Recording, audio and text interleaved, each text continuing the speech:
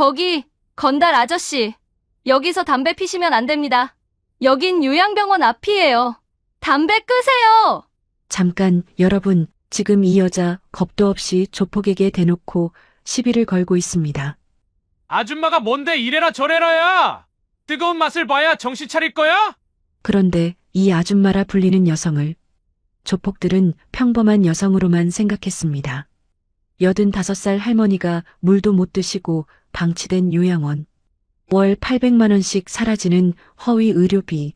제 아버지가 3주 동안 다치신 채로 방치됐어요. 도와주세요. 300억 원짜리 노인 유기 계획서. 이게 대한민국 실화라는 게 믿어지시나요? 새벽 2시 여성의 집 앞에 조폭 5명이 찾아왔습니다. 얼른 나와! 안 나오면 문 부수고 들어간다! 제가 여자라서 만만히 보시는 건가요? 사람 잘못 봐도 한참 잘못 봤습니다.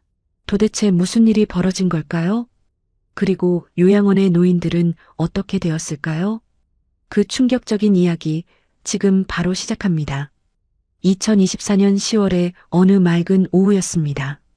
경기도 일산 신도시에 있는 은빛마을 요양원 앞에는 검은색 승합차 2대가 버젓이 입구를 막고 있었어요. 오후 2시 따뜻한 햇빛이 비치는 시간이었지만 요양원 앞 풍경은 차갑기만 했습니다. 진무혁과 그의 부하 4명이 요양원 현관 계단에 앉아 있었어요. 담배 연기가 하얗게 피어올랐습니다. 그들의 웃음소리가 요양원 복도까지 들렸어요. 진무혁은 45살의 건장한 체격을 가진 남자였습니다. 목소리는 거칠었고 눈빛은 날카로웠어요. 야, 원장한테 다시 전해. 우리 케어플러스랑 계약 안 하면 이 동네에서 못 버텨. 진무혁의 목소리가 요양원 안까지 울렸습니다. 창문 너머로 보이는 노인들의 얼굴에는 불안감이 가득했어요. 바로 그때였습니다. 유나가 요양원을 향해 걸어오고 있었어요. 32살의 그녀는 군복이 아닌 평범한 청바지와 흰색 셔츠를 입고 있었습니다. 손에는 할머니가 좋아하시는 약과가 든 봉투를 들고 있었어요. 겉으로 보기엔 평범한 여성이었지만 그녀의 걸음걸이는 달랐습니다. 반듯하고 곧았어요. 군인 특유의 자세가 몸에 배어 있었던 거죠. 유나는 공군 군의관이었습니다. 특수비행단에서 일했던 경험도 있었어요. 전투기 조종사들의 건강을 책임지는 중요한 임무를 맡았었죠. 하지만 오늘은 그저 할머니를 만나러 온 평범한 손녀였습니다. 요양원 입구에 가까이 가자 담배 냄새가 코를 찔렀어요. 유나의 표정이 순간 굳어졌습니다. 눈썹이 찌푸려졌고 입술은 일자로 다물어졌어요. 유나는 진무혁 일당 앞에서 멈춰 섰습니다. 조용한 목소리로 말했어요. 여기 요양시설입니다. 노인복지법 제39조 29 시설 내 및 출입구 10m 이내 흡연 금지입니다. 진무혁의 부하 중 한 명이 비웃으며 일어섰어요. 키가 크고 머리를 노랗게 염색한 남자였습니다. 아줌마가 뭔데 이래라 저래라야? 당신 보호자야? 유나는 차분하게 가방을 열었어요. 신분증을 꺼내 보여줬습니다. 공군 군의관 대위 서유나입니다. 그리고 네, 저는 이곳 입소자 보호자이기도 합니다. 신분증에 적힌 대위라는 계급을 본 부하들이 잠시 멈칫했어요. 하지만 진무혁은 여전히 여유로웠습니다. 담배를 바닥에 던지며 일어섰어요. 군인이라고? 그래서 뭐? 여기는 민간이야. 군법이 통하는 곳이 아니라고. 바로 그때 요양원 문이 열렸습니다. 65세의 요양보호사 만석이 떨리는 몸으로 나왔어요. 허리가 아픈지 한 손으로 등을 짚고 있었습니다. 죄송합니다. 제가 말씀드렸는데 안 들으셔서. 만석은 떨리는 손으로 빗자루와 쓰레받기를 들었어요. 바닥에 떨어진 담배꽁초를 치우려 했습니다. 진무혁이 갑자기 그의 손에서 쓰레받기를 낚아채 멀리 던져버렸어요. 할배, 주제 파악 좀 해. 여기 이제 누가 주인인지 모르겠어? 만석의 얼굴이 창백해졌습니다. 유나는 주먹을 꽉 쥐었어요. 하지만 아직은 참았습니다. 그녀에게는 더 중요한 일이 있었으니까요. 유나는 진무혁 일당을 지나쳐 요양원 안으로 들어갔어요. 복도는 어두웠고 소독약 냄새와 함께 묘한 악취가 섞여 있었습니다. 벽에는 사랑과 정성으로 모시겠습니다라는 문구가 걸려 있었지만 현실은 달라 보였어요. 할머니 방은 복도 끝에 있었습니다. 유나는 문을 조심스럽게 열었어요. 할머니, 저 왔어요. 손녀 유나예요. 85세의 순자 할머니는 침대에 누워 계셨어요. 하지만 평소와는 달랐습니다. 피부가 창백했고 입술은 말라 있었어요. 침대 옆 물컵은 비어 있었습니다. 유나의 의사로서의 직감이 작동했어요. 뭔가 잘못되었다는 신호가 온몸으로 전해졌습니다. 할머니의 손을 잡았는데 차갑고 건조했어요. 할머니, 물 드셨어요? 밥은요? 할머니는 대답이 없었습니다. 유나는 할머니의 맥박을 확인했어요. 약하지만 규칙적이었습니다. 다행히 위급한 상황은 아니었어요. 침대 시트를 확인했습니다. 며칠은 갈지 않은 것 같았어요. 방 안에서는 이상한 냄새가 났습니다. 유나의 눈가에 눈물이 맺혔어요. 할머니는 평생 성실하게 살아오신 분이었습니다. 이런 대우를 받으실 분이 아니었어요. 바로 그때였습니다. 으악! 복도에서 비명소리가 들렸어요. 유나는 반사적으로 뛰어나갔습니다. 옆방에서 한 노인이 바닥에 쓰러져 있었어요.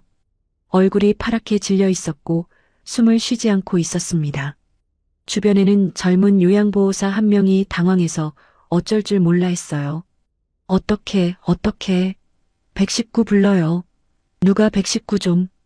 유나는 즉시 환자 옆에 무릎을 꿇었습니다.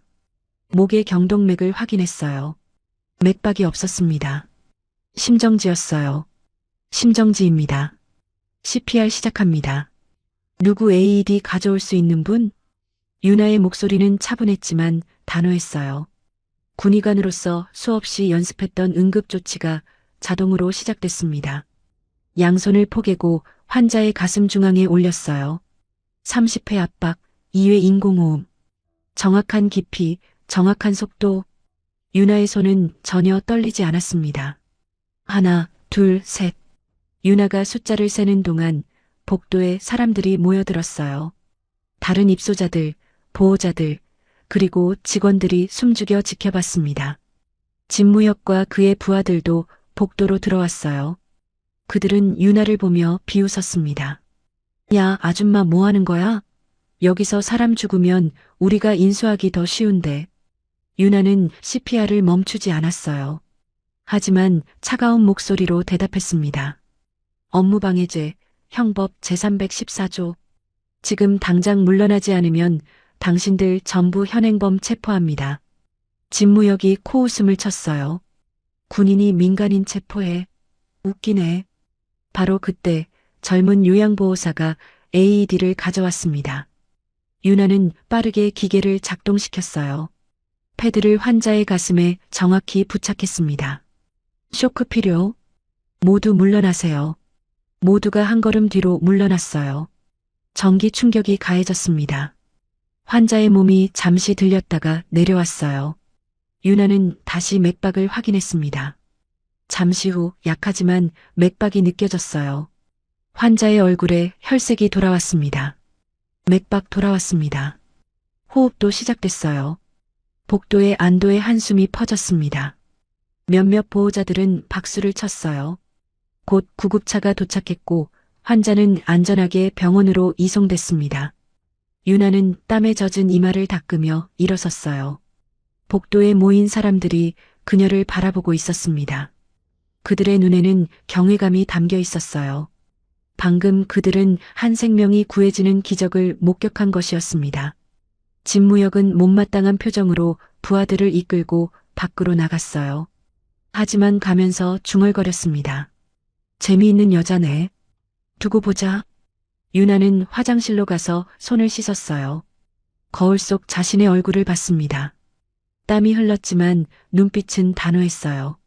가방에서 작은 녹음기를 꺼냈습니다. 확인해보니 진무혁과의 대화가 모두 녹음되어 있었어요. 유나는 녹음기를 다시 가방에 넣으며 중얼거렸습니다. 저도 두고 보겠습니다. 유나는 다시 할머니 방으로 돌아갔어요. 할머니는 여전히 누워 계셨지만 이제 유나의 마음속에는 결심이 섰습니다. 이곳에서 일어나는 일들을 그냥 두고 볼 수는 없었어요. 할머니뿐만 아니라 이곳의 모든 노인들을 위해서라도 뭔가를 해야 했습니다. 창밖으로 검은 승합차가 떠나는 것이 보였어요. 하지만 유나는 알고 있었습니다. 이것은 시작에 불과하다는 것을. 진무혁과 케어플러스, 그리고 그들 뒤에 있는 거대한 조직, 그들과의 싸움이 이제 막 시작된 것이었어요. 유나는 할머니의 손을 잡았습니다. 따뜻하게 손을 감싸며 속삭였어요. 할머니, 제가 지켜드릴게요. 약속해요. 할머니의 눈꺼풀이 살짝 떨렸습니다. 듣고 계신 것 같았어요. 요양원 밖에서는 가을바람이 불었습니다. 낙엽이 떨어지는 계절이었지만 유나의 마음속에는 뜨거운 불꽃이 타오르고 있었어요. 정의를 위한 싸움. 그것은 전쟁터에서만 하는 것이 아니었습니다. 바로 여기, 이 작은 요양원에서도 싸워야 할 전쟁이 있었던 것이었어요. 3일이 지났습니다. 유나는 군병원에 휴가를 냈어요. 상관에게는 가족 문제라고만 설명했습니다. 사실 그것도 틀린 말은 아니었죠. 할머니는 그녀에게 남은 유일한 가족이었으니까요. 일산의 한 조용한 카페. 오후 3시라 손님은 거의 없었습니다. 유나는 구석자리에 앉아 만석을 기다리고 있었어요. 테이블 위에는 녹음기와 수첩이 놓여 있었습니다. 만석이 들어왔어요. 65세의 나이가 무색하게 허리를 곧게 펴려 노력했지만 디스크 통증 때문인지 자주 얼굴을 찡그렸습니다. 그의 손은 여전히 떨리고 있었어요. 유나는 일어서서 인사했습니다. 따뜻한 커피를 주문해 만석 앞에 놓았어요. 이만석 선생님, 솔직히 말씀해 주세요. 요양원에서 무슨 일이 일어나고 있습니까? 만석의 눈가에 눈물이 맺혔어요. 떨리는 손으로 커피잔을 들었다가 다시 내려놓았습니다. 한참을 망설이다가 입을 열었어요. 대위님, 저희가 도움이 필요합니다. 그가 털어놓은 이야기는 충격적이었습니다. 3개월 전부터였어요. 케어플러스라는 회사가 나타난 것은 처음에는 친절했습니다. 요양보호사들에게 더 좋은 조건을 제시하며 스카웃을 시도했어요. 젊고 유능한 직원들부터 하나둘 떠나기 시작했습니다. 그 다음은 더 교묘했어요. 급식 납품업체를 바꾸자고 압박했습니다. 원장이 거부하자 기존 업체가 갑자기 계약을 해지했어요. 새로 들어온 업체는 케어플러스가 추천한 곳이었죠. 음식의 질은 형편없었습니다. 노인들이 밥을 남기기 시작했어요. 의료 소모품도 마찬가지였습니다. 기저귀, 의약품, 의료기구, 모든 공급이 지연됐어요. 케어플러스와 계약한 요양원들만 제때 물건을 받았습니다. 그들이 노리는 건 명확해요. 요양원 평가를 떨어뜨려서 헐값에 인수하려는 거예요. 만석의 목소리에는 분노가 섞여 있었습니다. 유나는 수첩에 빠르게 메모했어요. 의사로서의 분석력이 작동했습니다. 이것은 조직적인 범죄였어요. 다른 요양원들도 같은 상황인가요? 네, 이 지역에만 5곳이요.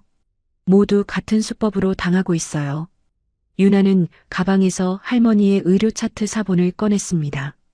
며칠 전부터 뭔가 이상하다고 느꼈던 부분들을 만석에게 보여줬어요.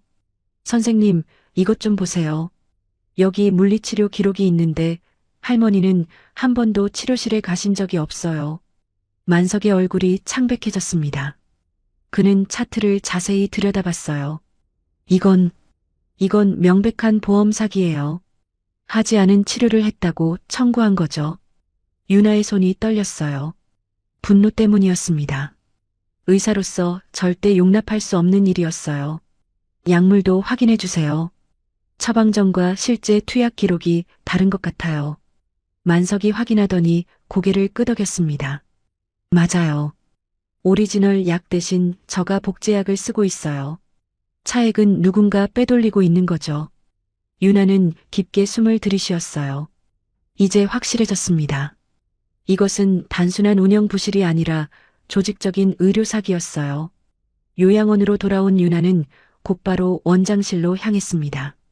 원장실 문을 두드렸어요. 원장님, 서유나입니다. 들어오세요. 한수정 원장은 책상에 앉아 있었어요. 58세의 그녀는 한때 활기찼던 모습이 사라지고 지쳐 보였습니다. 눈 밑에는 다크서클이 짙게 깔려 있었어요. 대위님, 죄송합니다. 제가 무능해서 이렇게 됐습니다. 한수정의 목소리는 떨리고 있었어요. 유나는 그녀 앞에 앉았습니다. 원장님, 자책하지 마세요. 지금 중요한 건 해결책을 찾는 거예요. 케어플러스와 실버라이프 그룹에 대해 아시는 것 모두 말씀해 주세요. 한수정은 서랍에서 두꺼운 서류 뭉치를 꺼냈어요. 계약서와 협박 편지들이었습니다. 케어플러스는 실버라이프 그룹의 자회사예요. 겉으로는 요양시설 컨설팅 업체지만 실제로는 인수합병 전문 회사죠. 법적으로 완벽하게 준비된 계약서를 들이밀어요. 한수정은 계약서를 펼쳐 보였습니다. 복잡한 법률 용어로 가득했지만 핵심은 간단했어요. 요양원을 헐값에 넘기라는 것이었죠. 거부하면 어떻게 되나요? 직원들을 빼가고 평판을 망쳐요. 온라인에 악성 리뷰를 퍼뜨리고 보호자들을 불안하게 만들죠. 결국 운영이 불가능해져요. 유나는 주먹을 꽉 쥐었습니다. 이런 비열한 수법이 있을 수 있나 싶었어요. 바로 그때 복도에서 울음소리가 들렸습니다. 유나와 한수정이 급히 나가봤어요. 중년 여성이 복도에서 울고 있었습니다. 최혜진이었어요. 52세의 그녀는 치매를 앓는 아버지를 이곳에 모신 보호자였습니다. 무슨 일이세요? 유나가 다가가 물었어요. 혜진은 눈물을 닦으며 말했습니다. 제 아버지가 3주 전에 넘어져서 다리를 다치셨어요. 그런데 요양원에서는 보고도 안 했고 치료도 제대로 안 해줬어요. 제가 우연히 면회 왔다가 발견했습니다. 유나는 즉시 혜진의 아버지 병실로 갔어요. 82세의 만호 할아버지는 침대에 누워 있었습니다. 다리에는 제대로 치료받지 못한 상처가 있었어요. 감염 위험이 있어 보였습니다. 유나는 의료 가방을 열었어요. 소독약과 붕대를 꺼내 조심스럽게 상처를 치료했습니다. 혜진은 옆에서 계속 울었어요. 감사합니다, 대위님. 정말 감사합니다. 유나는 혜진의 어깨를 토닥였어요. 걱정 마세요. 제가 계속 돌봐드릴게요. 그런데 혜진 씨, 혹시 이런 일이 더 있었나요? 혜진은 고개를 끄덕였습니다. 네, 다른 보호자들도 비슷한 일을 겪었어요. 하지만 모두 쉬쉬하고 있죠. 보복이 두려워서요. 유나는 결심했습니다. 증거를 모아야 했어요. 체계적으로 그리고 신속하게. 요양원을 나서려는데 주차장에 검은 벤츠가 서 있었습니다. 진무혁이 차에 기대어 담배를 피우고 있었어요. 군의관 대위님, 여기 자주 오시네요? 혹시 우리 방해하려고? 유나는 차분하게 대답했습니다. 방해가 아니라 법 집행입니다. 노인복지법 제39조 23, 노인학대 신고 의무. 의료인으로서 저는 의심되는 상황을 반드시 신고해야 합니다. 진무혁의 얼굴이 굳어졌어요. 담배를 바닥에 던지고 유나에게 다가왔습니다. 대위님, 충고 하나 할게요. 군대는 군대고 여기는 민간이에요. 규칙이 달라요. 진무혁의 부하 2명이 유나를 에워쌌습니다. 위협적인 분위기였어요.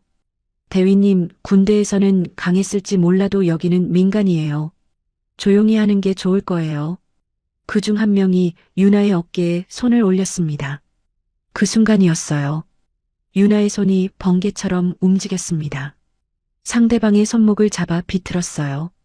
동시에 팔꿈치 관절을 정확히 눌렀습니다. 부하는 비명을 지르며 무릎을 꿇었어요. 척골 신경 압박. 5초만 더 누르면 일시적 마비입니다. 떨어지세요. 유나의 목소리는 차가웠어요. 군의관으로서 인체 구조를 완벽히 알고 있었고 특수비행단에서 받은 전투 훈련도 몸에 배어 있었습니다. 진무혁이 손뼉을 치며 웃었어요. 흥미롭네요. 하지만 대위님, 이건 시작일 뿐이에요.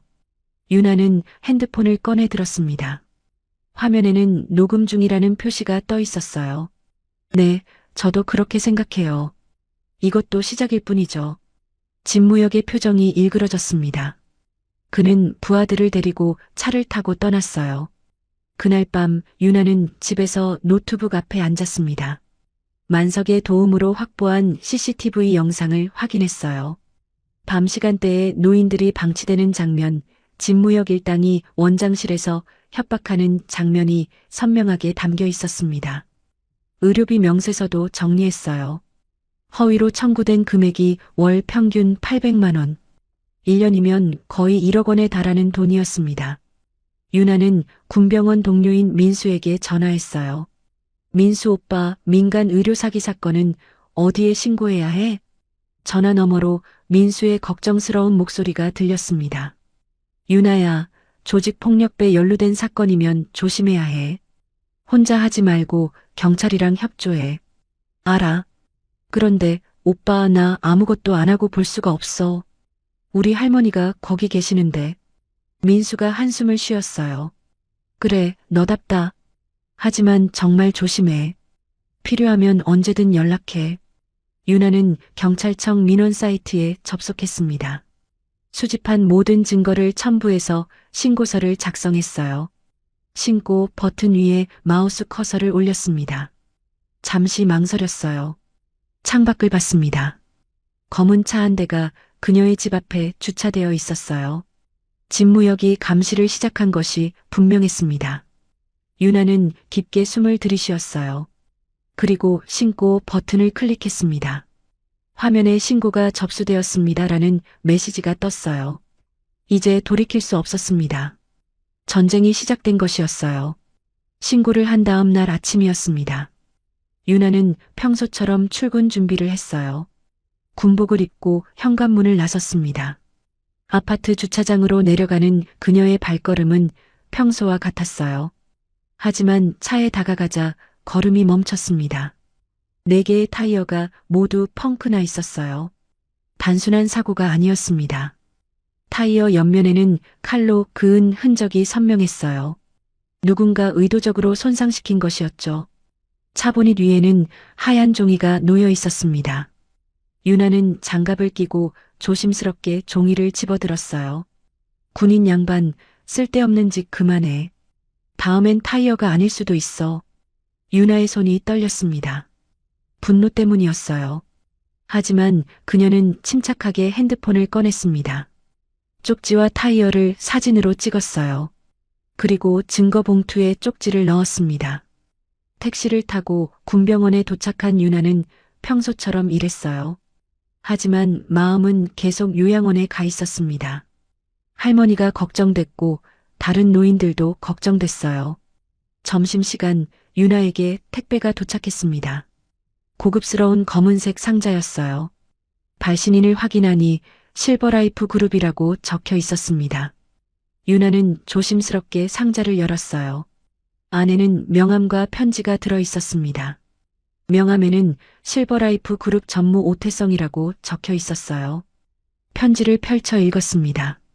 서유나 대위님께, 귀하의 할머니께 최고급 VIP 케어를 무료로 제공하고 싶습니다. 저희 프리미엄 시설로 모셔가겠습니다. 한번 만나 뵙고 싶습니다. 오태성 드림. 유나는 편지를 구겨 쓰레기통에 던졌어요. 이것은 명백한 회유였습니다. 그때 핸드폰이 울렸어요. 혜진이었습니다. 대위님, 제 딸 학교 앞에 이상한 사람들이 서성거려요. 사진까지 찍고. 혜진의 목소리는 공포로 떨리고 있었어요. 유나는 즉시 일어섰습니다. 어느 학교예요? 제가 지금 가겠습니다. 유나는 상관에게 급한 일이 있다고 보고하고 병원을 나섰어요. 택시를 타고 혜진의 딸이 다니는 고등학교로 향했습니다. 학교 정문에 도착하니 정말로 수상한 남자 2명이 서 있었어요. 진무역의 부하들이었습니다. 그들은 하교하는 여학생들을 쳐다보며 핸드폰으로 사진을 찍고 있었어요. 유나는 그들에게 다가갔습니다. 지금 뭐 하시는 거죠? 부하 중 한 명이 비웃으며 대답했어요. 산책하는 거요. 불법이라도 되나? 유나는 핸드폰을 꺼내 그들을 촬영했습니다. 지금 미성년자 스토킹이에요. 아동 청소년 보호법 위반입니다. 당장 떠나지 않으면 경찰에 신고하겠습니다. 부하들은 서로 눈짓을 주고받더니 천천히 자리를 떴어요. 하지만 가면서 중얼거렸습니다. 재미있는 여자네. 두고 보자고. 유나는 혜진에게 전화했어요. 혜진 씨, 제가 처리했어요. 하지만 당분간 딸 혼자 다니지 않게 조심하세요. 혜진의 목소리에서 안도의 한숨이 들렸습니다. 정말 감사합니다, 대위님. 근데 이 사람들이 왜 이러는 걸까요? 우리가 진실을 밝히려고 하니까요. 겁을 주려는 거예요. 다음 날 유나는 요양원을 방문했습니다. 원장실에서 한수정이 울고 있었어요. 그녀 앞에는 사직서가 놓여 있었습니다. 만석이 쓴 것이었어요. 만석 씨가 갑자기 사직서를 냈어요. 15년이나 함께 일했는데 유나는 급히 만석을 찾았습니다. 그는 휴게실에서 짐을 싸고 있었어요. 얼굴은 창백했고 손은 계속 떨리고 있었습니다. 선생님, 무슨 일이세요? 왜 갑자기 그만두시려고? 만석은 유나를 보자 눈물을 흘렸어요. 죄송합니다, 대위님. 제 손자가 케어플러스에서 손자 학원비를 대주겠다고 했습니다. 그리고 만석은 말을 잇지 못했어요. 유나는 그의 떨리는 손을 잡았습니다. 그리고 뭐라고 했어요? 제가 증언하지 않으면 손자를 다치게 하겠다고. 손자는 이제 겨우 7살이에요. 제가 키우고 있는 유일한 혈육입니다. 유나는 주먹을 꽉 쥐었어요. 그들은 가장 약한 고리를 노린 것이었습니다. 노인의 손자를 인질로 삼다니 인간이 할 짓이 아니었어요. 선생님, 경찰에 신고하세요. 이건 명백한 협박이에요. 만석은 고개를 저었습니다. 못해요.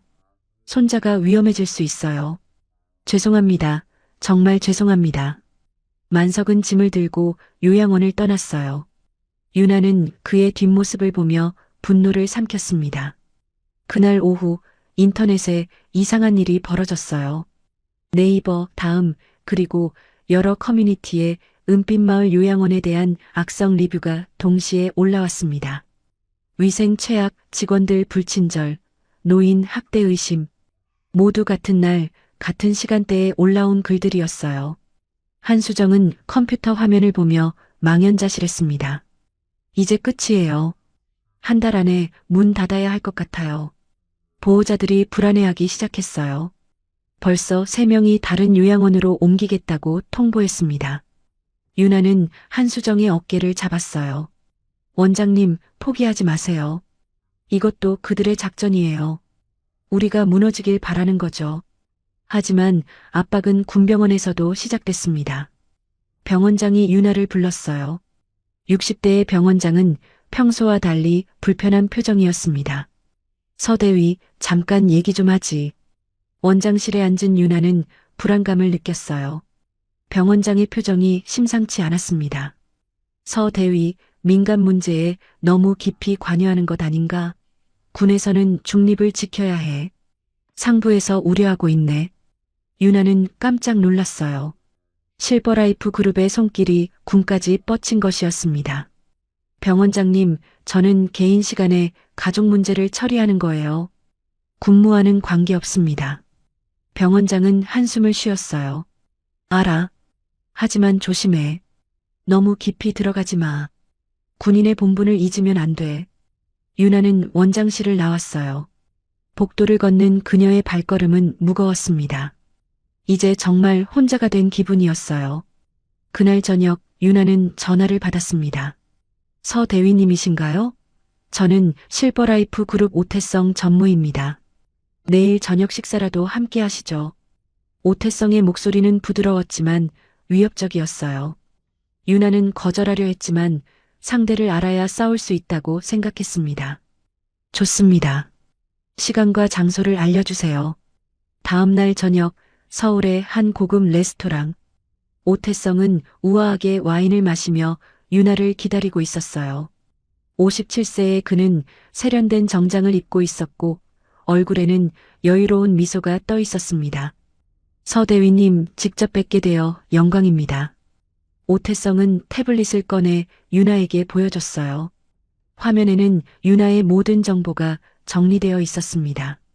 군 경력, 가족관계, 심지어 할머니의 의료기록까지. 공군 특수비행단 출신의 군의관이시라니 정말 대단하십니다. 할머니를 정말 아끼시는군요. 유나는 차가운 표정으로 대답했어요. 본론을 말씀하시죠. 오태성은 미소를 지으며 수표를 꺼냈습니다. 5천만 원이었어요. 간단합니다. 경찰 신고를 취하하시고 조용히 지내주세요. 대위님 할머니는 우리 최고급 시설에서 모시겠습니다. 비용은 전액 무료고요. 이 수표는 대위님께 드리는 컨설팅 비용입니다.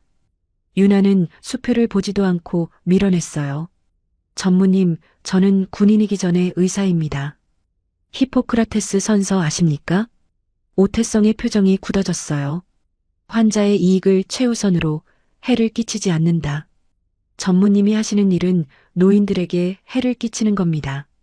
오태성은 와인잔을 내려놓았어요. 얼굴에서 미소가 사라졌습니다. 대위님, 세상은 이상으로만 돌아가지 않습니다. 현실을 보세요. 저는 현실을 보고 있습니다. 노인들이 고통받는 현실을요. 오태성은 자리에서 일어섰어요. 후회하실 겁니다, 대위님. 유나도 일어섰습니다. 후회는 전무님이 하실 거예요. 레스토랑을 나온 유나는 깊게 숨을 쉬었어요. 적의 실체를 봤습니다. 그들은 돈과 권력으로 무장한 거대한 조직이었어요. 집에 돌아온 유나는 노트북을 열었습니다. 만석이 떠나기 전 몰래 건네준 USB가 있었어요. 그 안에는 무엇이 들어있을까? 유나는 조심스럽게 USB를 꽂았습니다. 파일들이 화면에 떴어요. 계약서, 회계장부, 그리고 유나의 눈이 커졌습니다. 이건 케어플러스와 실버라이프 그룹 간의 비밀 계약서였어요. 요양원 5곳 인수 후 고급 실버타운 전환, 예상 수익 300억. 더 충격적인 문서도 있었습니다. 입소자 수 조절 계획 마이너스 비용 많이 드는 중증 환자 타 시설 이송. 이것은 단순한 사기가 아니었어요.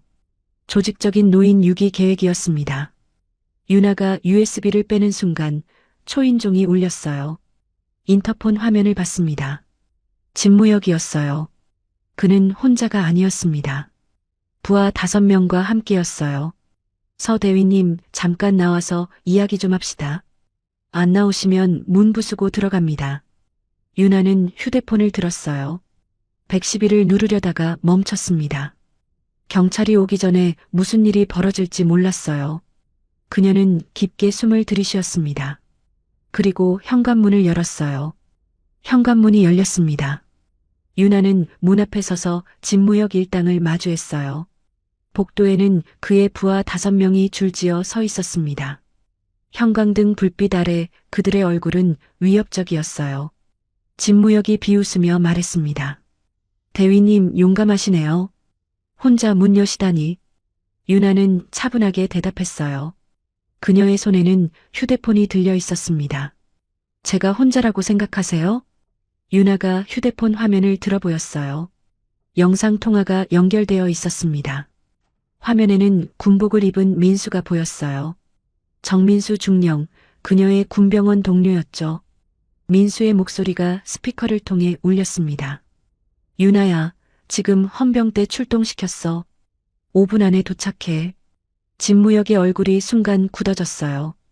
그는 예상하지 못했던 상황이었습니다.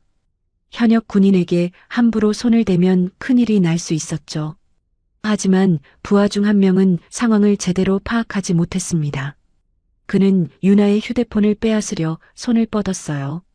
그 순간이었습니다. 유나의 몸이 움직였어요. 공군 CQC 근접 전투 훈련에서 배운 동작이었습니다. 상대의 손목을 잡아 안쪽으로 비틀었어요. 동시에 발을 걸어 균형을 무너뜨렸습니다. 부하는 비명을 지르며 복도 바닥에 쓰러졌어요. 다른 부하가 덤비려 했습니다. 유나는 정확히 그의 팔꿈치 관절을 타격했어요. 둔탁한 소리와 함께 부하가 무릎을 꿇었습니다. 척골신 경총 타격. 일시적 무력화입니다. 더 오실 분? 유나의 목소리는 차가웠어요. 군의관으로서 그녀는 인체의 급소를 누구보다 정확히 알고 있었습니다.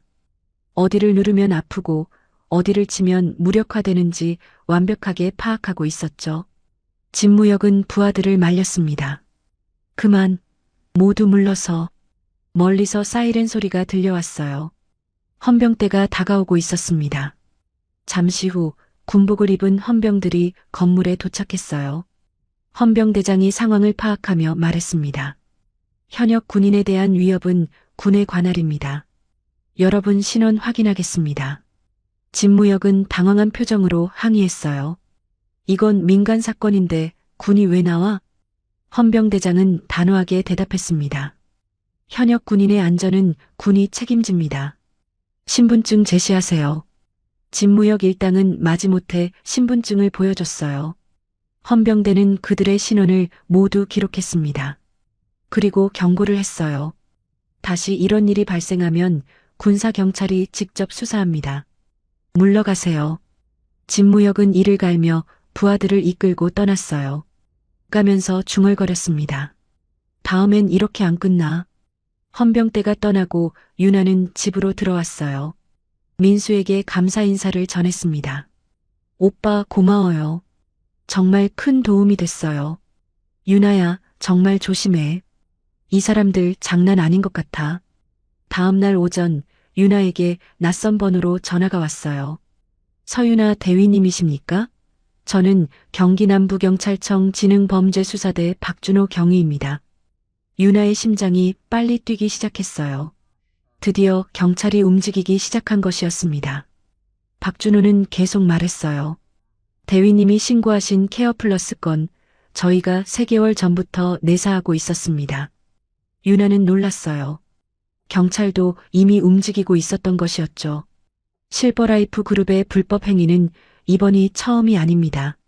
하지만 증거가 부족했습니다. 대위님이 확보하신 자료 저희에게 공유해 주실 수 있습니까?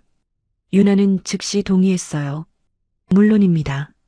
언제 만날까요? 그날 오후 유나는 경찰청에서 박준호를 만났어요. 40대 초반의 그는 날카로운 눈빛을 가지고 있었습니다. 형사 특유의 카리스마가 느껴졌어요. 유나는 준비한 모든 자료를 건넸습니다. CCTV 영상, 허위 의료비 청구서, 그리고 만석이 준 USB의 내용까지.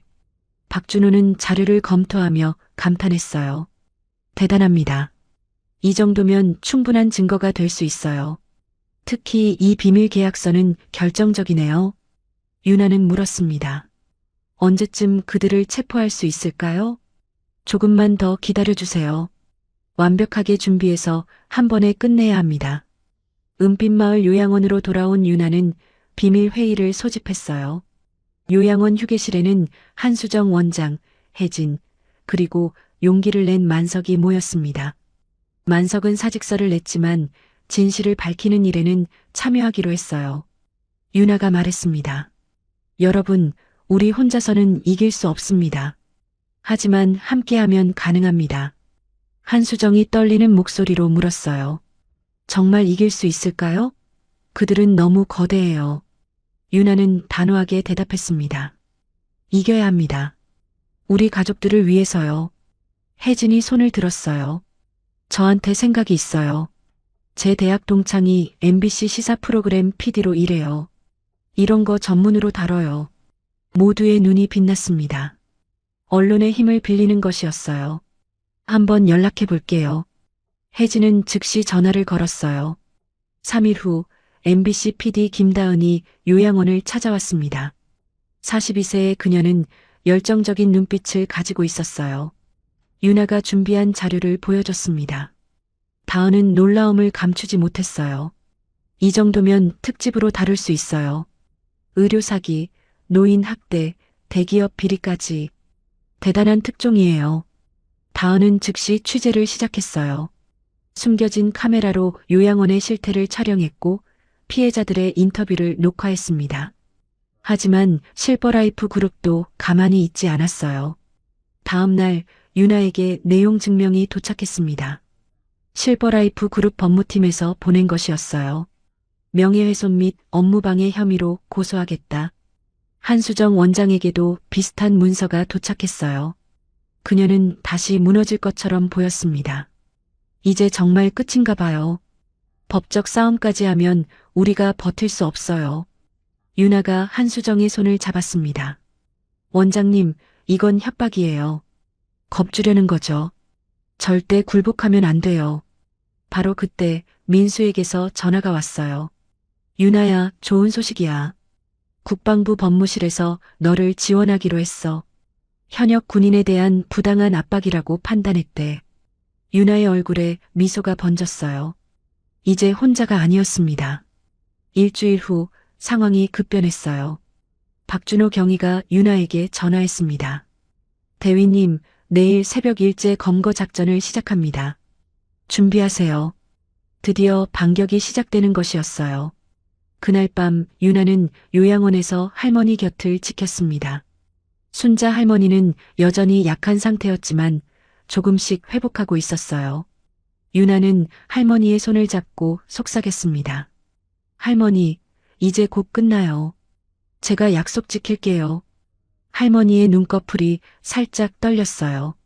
그리고 희미하게 미소를 지으신 것 같았습니다. 새벽 5시 경찰의 작전이 시작됐어요. 진무역의 집, 케어플러스 사무실, 그리고 실버라이프 그룹 본사에 동시에 압수수색이 진행됐습니다. 유나는 요양원에서 뉴스를 지켜봤어요. 진무역이 수갑을 찬 채 경찰차에 타는 모습이 화면에 나왔습니다. 한수정, 혜진, 만석이 모두 모여 TV를 봤어요. 그들의 눈에는 눈물이 고였습니다. 우리가 해냈어요. 혜진이 소리쳤어요. 모두가 서로를 껴안았습니다. 하지만 유나는 알고 있었어요. 이것은 끝이 아니라 시작이었습니다. 진짜 싸움은 법정에서 벌어질 것이었죠. 오태성은 아직 잡히지 않았어요. 그는 해외로 도피한 상태였습니다. 하지만 그의 비리는 모두 밝혀지고 있었어요. MBC 뉴스에서 특집 방송이 시작됐습니다. 오늘은 노인 요양시설을 노린 조직적 범죄를 고발합니다. 다은 PD가 준비한 방송이었어요. 은빛마을 요양원의 실태, 케어플러스의 비리, 실버라이프 그룹의 조직적 범죄가 낱낱이 공개됐습니다. 전국이 분노했어요. 노인을 대상으로 한 범죄에 대한 비난이 쏟아졌습니다. 정부는 긴급 대책을 발표했어요.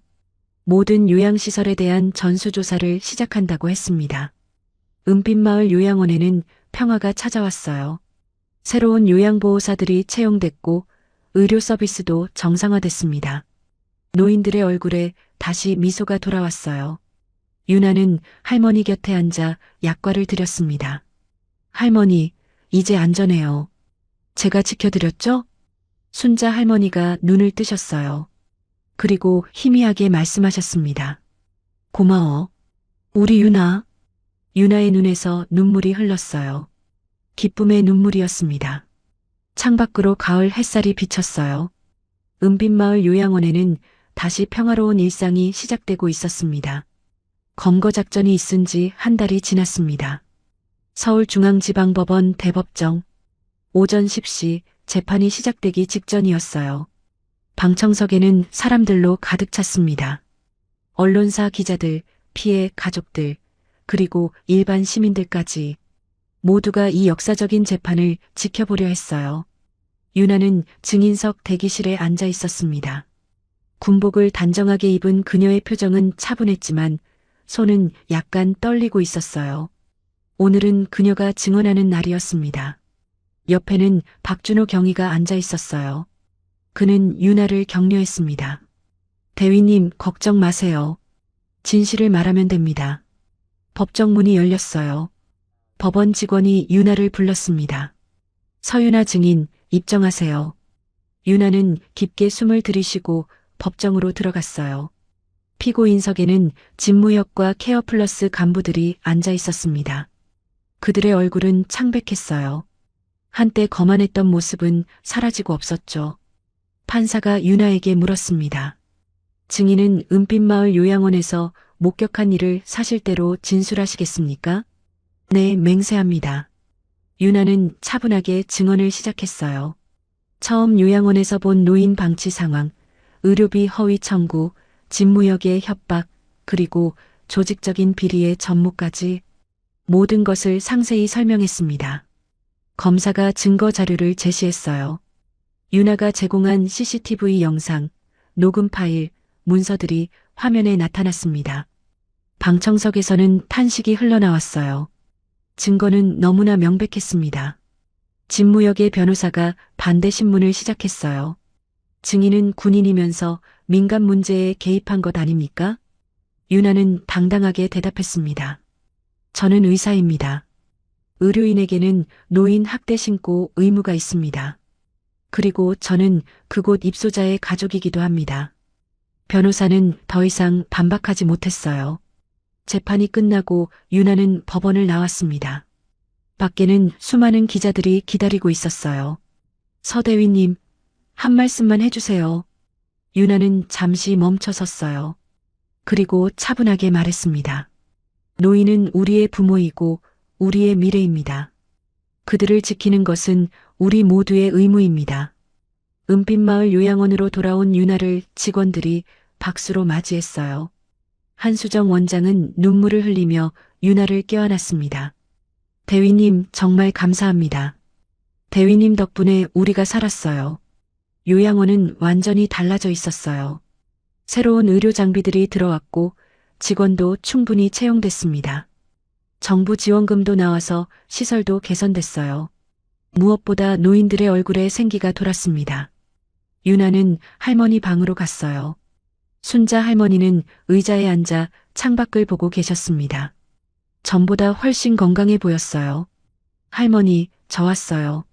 할머니가 유나를 보고 환하게 웃으셨어요. 우리 유나, 오늘도 예쁘네. 유나는 할머니 옆에 앉았습니다. 할머니가 유나의 손을 잡으셨어요. 따뜻한 온기가 전해졌습니다. 유나야, 할머니가 다 알아. 내가 얼마나 힘들었는지, 얼마나 용감했는지. 유나의 눈에 눈물이 맺혔어요. 할머니는 계속 말씀하셨습니다. 내 엄마 아빠가 살아계셨다면 정말 자랑스러워했을 거야. 유나는 할머니를 껴안았어요. 그녀의 부모님은 10년 전 교통사고로 돌아가셨습니다.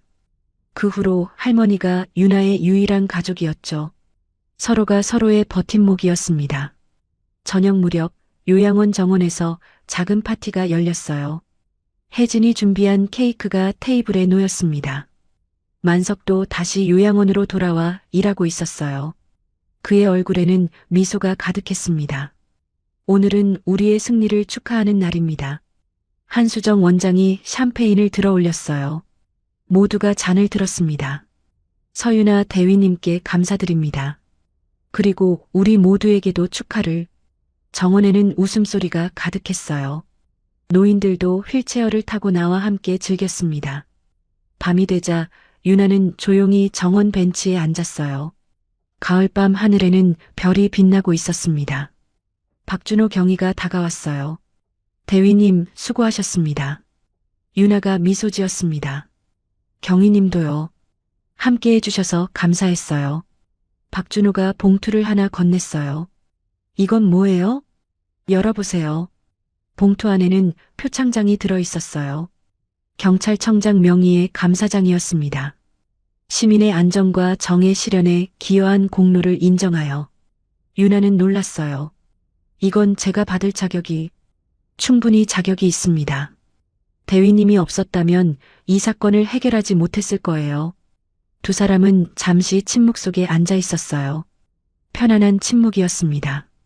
다음 날 법원에서 판결이 내려졌어요. 집무역은 징역 7년, 케어플러스 대표는 징역 10년. 실버라이프 그룹은 벌금 50억 원과 함께 모든 요양사업에서 철수 명령을 받았습니다. 해외로 도피했던 오태성도 인터폴에 의해 체포됐다는 소식이 들려왔어요. 정의가 승리한 것이었습니다. 한 달 후 유나는 군병원에서 특별한 손님을 맞았어요. 보건복지부 장관이 직접 찾아온 것이었습니다. 그는 유나에게 제안을 했어요. 서 대위님, 정부에서 새로운 노인 복지 정책을 만들고 있습니다. 대위님이 자문위원으로 참여해 주시면 어떨까요? 유나는 잠시 생각했어요.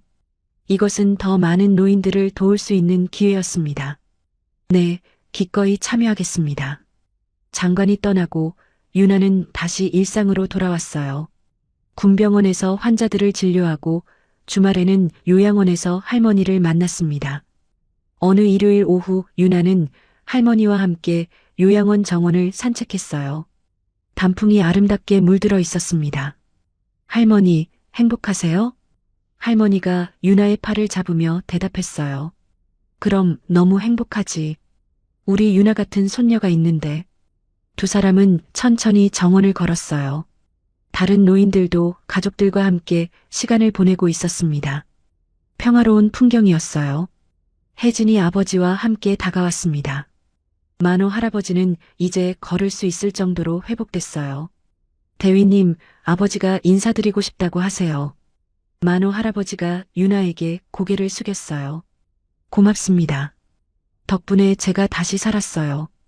유나는 할아버지의 손을 잡았습니다. 아니에요. 우리 모두가 함께 이뤄낸 거예요. 해가 지고 있었어요. 노을이 요양원을 황금빛으로 물들였습니다. 유나는 문득 생각했어요. 전투는 전쟁터에서만 일어나는 것이 아니었습니다. 일상 속에서도 정의를 위한 싸움은 계속되고 있었죠. 그리고 그녀는 그 싸움에서 승리했습니다. 군의관으로서, 의사로서, 그리고 한 사람의 손녀로서. 만석이 요양원 안에서 손을 흔들었어요. 저녁 식사 시간이에요. 모두 들어오세요. 노인들이 하나둘 요양원으로 들어갔어요. 유나도 할머니를 모시고 천천히 걸었습니다. 식당에서는 따뜻한 저녁이 기다리고 있었어요. 이제 음식도 맛있고 영양가 있게 바뀌었습니다. 노인들의 얼굴에는 미소가 가득했어요. 유나는 할머니가 식사하시는 모습을 지켜봤습니다. 할머니는 맛있게 드시고 계셨어요. 창밖으로 첫 번째 별이 떠올랐습니다. 유나는 그 별을 보며 다짐했어요. 앞으로도 계속 약자를 지키는 사람이 되겠다고. 그것이 군인으로서, 의사로서의 사명이라고. 대위님, 커피 한 잔 하실래요? 한수정 원장이 커피를 들고 다가왔어요. 유나는 미소 지으며 받았습니다. 감사합니다, 원장님. 두 사람은 창가에 서서 커피를 마셨어요. 요양원에는 평화가 완전히 자리 잡았습니다. 이것이 새로운 시작이었어요. 은빛마을 요양원의 새로운 아침이 밝아오고 있었습니다. 안녕하세요. 인생어울림입니다. 이번 영상 즐겁게 감상하셨는지요? 여러분의 생각을 댓글로 남겨주시고 공감해주시면 감사하겠습니다. 구독과 좋아요는 영상 제작에 큰 힘이 되오니 잠시만 시간 내주시어 눌러주시기 바라며 더 좋은 영상으로 다시 찾아뵙겠습니다. 감사합니다.